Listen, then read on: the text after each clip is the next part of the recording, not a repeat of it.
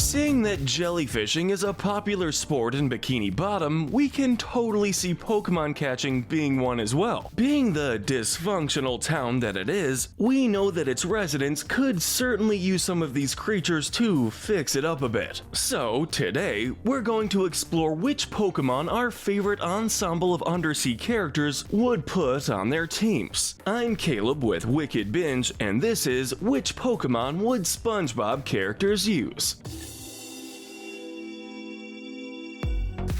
We just have one little rule before we begin. We will not be giving the characters Pokemon that correspond to the type of animal they are. For example, Patrick won't be getting a Staryu and Mr. Krabs won't be getting a Kingler, because that would be too easy and too on the nose. Also, for the sake of this video, let's pretend these Pokemon can breathe underwater. Naturally, we'll be beginning with the main man, Sponge himself, SpongeBob. For SpongeBob's first Pokemon, we thought we'd look at his house for inspiration, and we ultimately chose Alolan Executor. Firstly, it's obvious that both Alolan Executor and its Cantonian counterpart share a lot of qualities with pineapples, the body shape and the leaves on the top in particular being the most prominent. Alolan Executor is also one of the largest Pokemon with a height of 35 feet and 9 inches tall. SpongeBob's house is 3 stories high, and the average height of a 3-story house is between 30 to 42 feet. When you really think about it, Alolan Executor could make a perfect second house for SpongeBob. Next, we know that SpongeBob's favorite hobbies are jellyfishing and bubble blowing, and since jellyfish on the show are pink, a female Frillish is the most obvious choice. Several Pokedex entries also state how Frillish can paralyze prey with its poison, which perfectly correlates with the nasty stings jellyfish often put on SpongeBob and company. And since we couldn't find a proper bubble Pokemon to represent SpongeBob's love for blowing bubbles, we'll give his Frillish the move Bubble to combine his 2 hobbies into one Pokemon. While Gary will be getting Pokemon of his own later on, we're giving SpongeBob a Gary-like Pokemon in Sliggoo, because we just can't see him without a snail by his side. Next, we know that SpongeBob is a master in transforming into different objects and sometimes even other people, as we saw in the episode Mimic Madness. So Ditto is a must. On that note, we'll also give him a Mime Jr. for not only the mimicry aspect, but it's also very childlike as seen in the anime. So it's a Pokemon almost tailor-made for SpongeBob. Finally, we'll give him a Combuskin in a reference to the mocking SpongeBob meme because we're just way too tempted to do it. On to everyone's favorite sea star, Patrick. We can't think of a single Pokemon that perfectly encapsulates Patrick better than Snorlax. Both are fat, eat a lot, and sleep a lot. And while we're at it, we'll also give Patrick Snorlax's pre-evolved form, Munchlax, to further drive home his gluttonous nature. Both aforementioned Pokemon can also learn the move Amnesia, which greatly complements Patrick's idiocy. Speaking of Amnesia, another Pokemon that can learn it is Slowbro. It's another good fit for Patrick because several Pokedex entries explain how it's often dim-witted, but becomes inspired if the shelter on its tail bites down. We all know that Patrick occasionally has bouts of wisdom, mainly in the earlier episodes, but those Pokedex entries really remind us of the episode Patrick SmartPants, where he suddenly becomes a genius after his head gets replaced with some brain coral. As for his next Pokemon, we'll give him a Geodude, because it's the first Pokemon we think of when we think of those that can be found under rock smash boulders. And you know, Patrick lives under a rock too, except when you remember it's actually a very dusty turtle shell inhabited by a turtle named Tony, as seen in the episode Shell Games. To round out his team, we thought we'd give him a Tortuga in reference to Tony. Tony was asleep for 30 years, and there are some obvious parallels to how fossils are often left untouched for millennia. We next have SpongeBob and Patrick's unfortunate unfortunate neighbor, Squidward. We gotta admit, Squidward was an easy one. What are his two favorite things? Music and painting. So you couldn't get more obvious than Kristijan and Smeargle. Squidward also loves dancing, as we've seen quite a few times. So those interpretive dance quarterlies will probably convince him to snag himself a Ludicolo. Next, a Probopass would complement his house perfectly with the Easter Island head influence. The big nose is also a plus. Now, remember the great snail race where Squidward gets a fancy purebred snail named Snelly? Another fancy pet, Furfrau, would be another great fit for Squidward. We'd totally see him constantly flaunting it around, constantly changing its trim, and using it to one-up Squilliam. Call it a stretch, but we're rounding out Squidward's team with an Incineroar. A strange pick, considering Squidward is far from a fighter, but let us explain. A couple of Incineroar's Pokédex entries state how selfish and egotistical it is, two personality traits that Squidward is very well known for. Its Shield Dex entry also states that it exhibits rough and aggressive behavior, and we've seen Squidward go into many fits of rage. Now, here's hoping that Smeargle will help improve old Bold and Brash.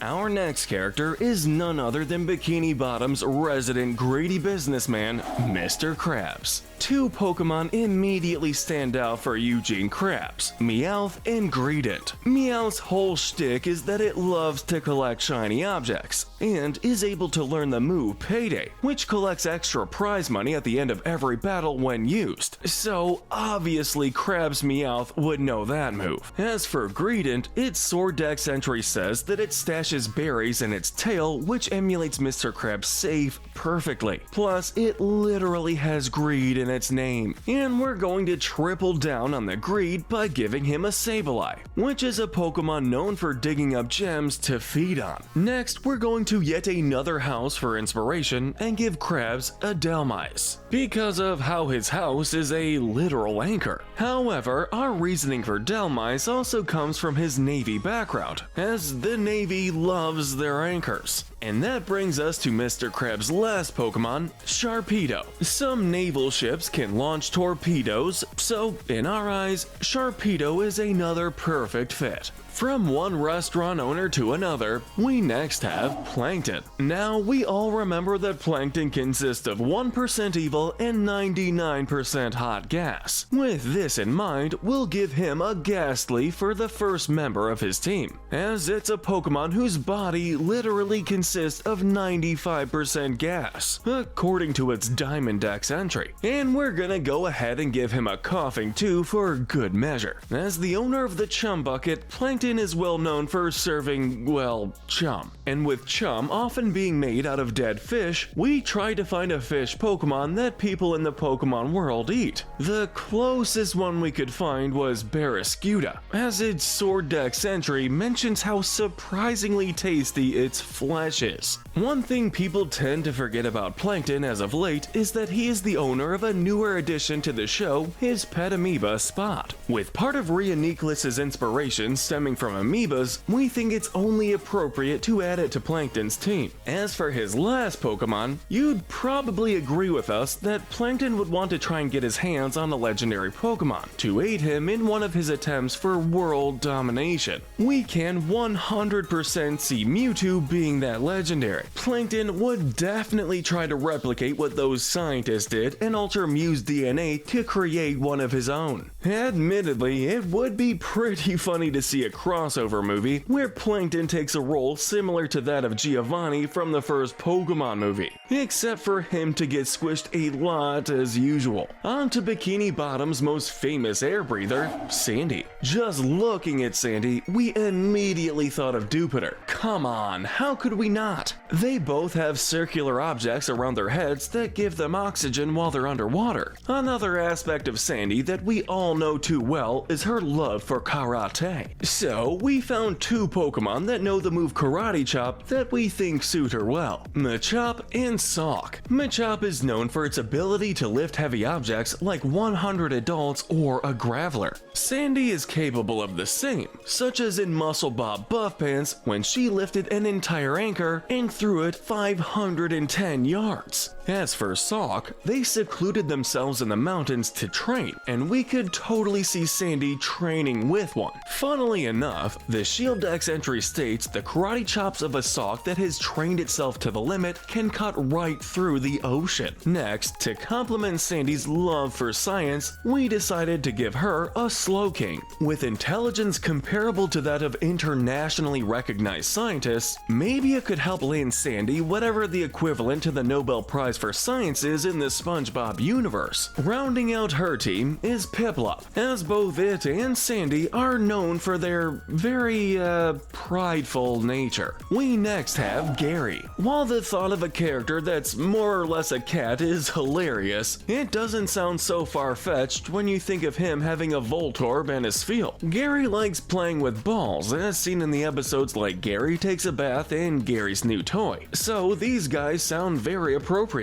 Spheal is round, can learn the move Ice Ball, and see Leo often balance them on their nose. Voltorb, on the other hand, is literally called the Ball Pokemon. Gary just needs to be careful and make sure not to get shocked by it. Another thing Gary is known for is his signature slime trail. Ugh. And the closest thing we could find to that is Grimer. Finally, Gary needs someone to keep him company while SpongeBob is at work. We think that Purr Ugly is a good fit. It's a cat, and the fact that it's fat goes well with Gary's appetite. Let's just hope it won't put Gary through the same hell Puffy Fluffy did in Up Hell for Gary. Up next is Mr. Krabs' daughter, Pearl. Our first choice was an easy one, and that would be a pom-pom form or a choreo. As we've seen, mostly notable in Culture Shock, Pearl is a cheerleader, so this is a perfect fit. Like many teenagers, Pearl loves cute and pretty things, so we've got a Snubbull and a Glammeow to fit each of those respective categories. Snubbull in particular is fitting because of how popular it is among women. Lastly, she's also a fan of boy bands like Boys Who Cry. Considering it often looks and sounds like it's strumming its body like an electric guitar, we felt like Toxtricity would be the closest thing to representing that aspect of Pearl. Our next character was a little bit of a tricky one, and that is Miss Puff. Well, admittedly, our first choice was an easy one, and that is Jigglypuff. I mean, it has Puff in its name and can inflate itself, so it's perfect. Next, we wanted something to represent the boating school. The best thing we found for that was Lapras, as it's probably the closest thing there is to a boat Pokemon. Her last Pokemon is gonna be a Coughing.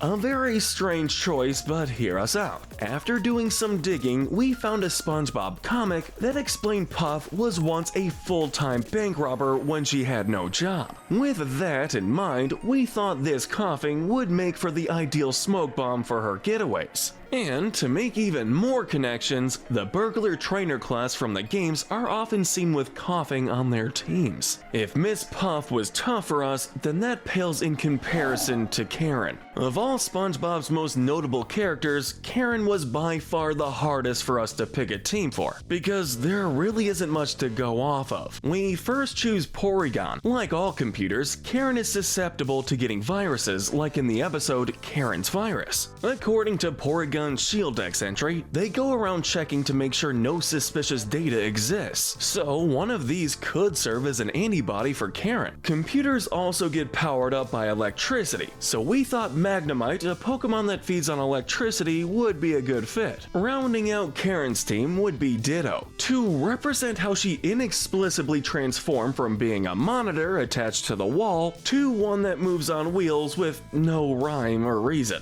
Up next is Larry the Lobster. There really isn't much to go off of with Larry since there isn't much to his character, but let's state the obvious. We had to give him a Machoke and a Buzzwole because just look at those muscles. Machoke in particular likes bodybuilding, which is one of Larry's favorite pastimes. If we had to give Larry one more Pokemon, it would have to be Floatzel. Considering Larry has experience working as a lifeguard as seen in SpongeGuard on Duty, this Pokemon would be perfect because it assists in the rescues of drowning people. He's the Flying Dutchman and he's gonna steal your souls. Do you know what else steals souls? Dusk Noir. Well, rather it brings people's souls to the afterlife once they're dead as opposed to stealing, but you get the idea. But then we have Marshadow. The Flying Dutchman is a being we can totally see wielding a legendary or mythical Pokemon. And what makes it perfect is the exclusive Z move it gets in the Gen 7 games, which is literally called Soul Stealing 7-Star Strike. As for Dutchie's next Pokemon, Honedge would make for a good representation for the sword he often yields. Finally, taking a look at his ship, we know his anchor is a crucial part of it, so we're giving him a Delmice as well. And we'll also throw in a Dragapult for some extra artillery. Next are the two geriatric superheroes, Mermaid Man and Barnacle Boy. If these guys were to have a Pokemon team, let's take a look at their powers. Two of their more prominent ones are their Water Balls and the Raging Whirlpool.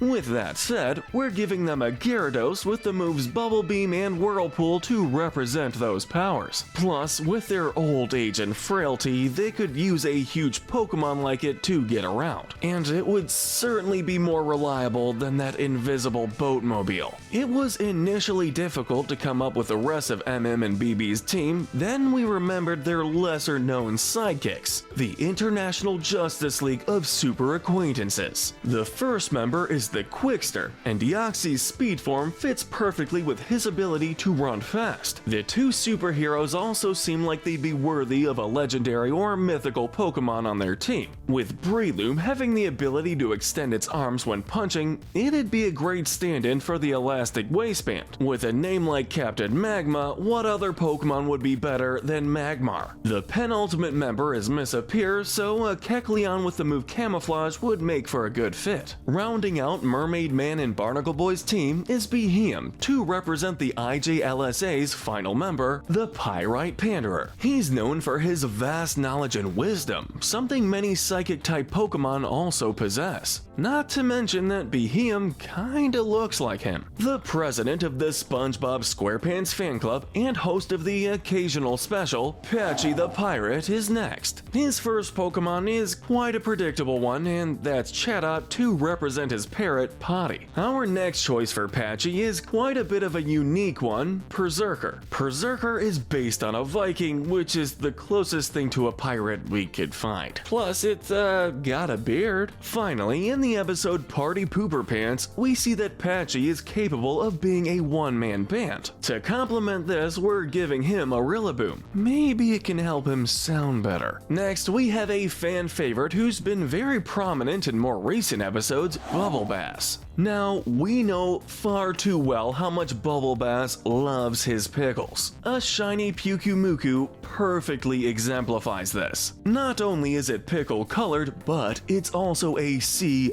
cucumber. Now, we know they're not actually cucumbers, but we had to take some creative liberties. With that aspect of Bubble Bass's character in mind, we're also giving him a Munchlax to further emphasize his gluttonous nature. Lastly, as shown in recent episodes, Bubble Bass loves sitting around, so a Slacking makes for a good fit. To end off this video, we have to mention the show's walking, talking Wilhelm scream, Fred. There is only one Pokemon we can see Fred having for pretty obvious reasons, Hitmonlee. The main focus on both of them is their legs. Talk about a match made in heaven. Imagine all the times where Hitmonlee could accidentally kick Fred in the leg. So many "my leg" moments galore. But let us know in the comment section if you agree with our ranking, and tell us what we should cover next. Remember to hit that notification bell and binge more of our videos. But most importantly, stay wicked.